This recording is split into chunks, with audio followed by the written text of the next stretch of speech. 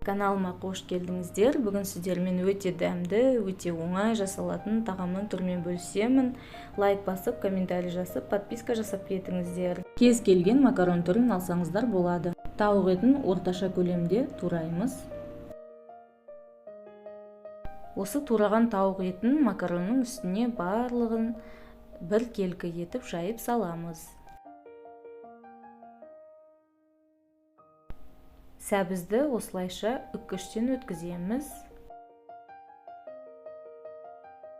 Сәбізді де макарон мен тауықтың үстіне жайып саламыз.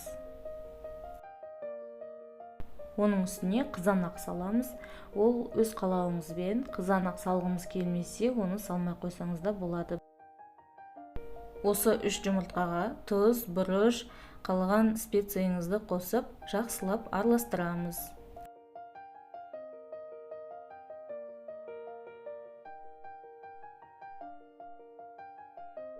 Жаңаға жұмыртқамызға сүт қосамыз.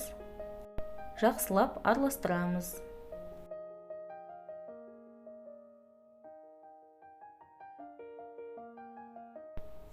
Сұйық май қосамыз, тағы да жақсылап араластырамыз. Бұл соусты жаңағы ыдысқа қайтадан құйып қоямыз, ол сосын бізге қажет болады. Кішкене тұз саламыз. Ірімшікті үккіштен өткізіп, жаңағы сұйықтыққа қосып араластырамыз.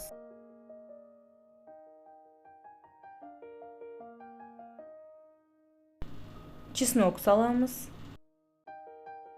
Осы дайындап алған соусымызды жаңағы тағамның үстіне құйып шығамыз. Алдын ала қыздырылған пешке 200 градусқа қоямыз, шамамен 50 минутта піседі. Шын айтайын, өте дәмді болып шықты. Жасап көріңіздер, сіздердің отбасыңызға да ұнайды деген сенімдемін. Жасап көріңіздер, комментарийде бөлісіңіздер.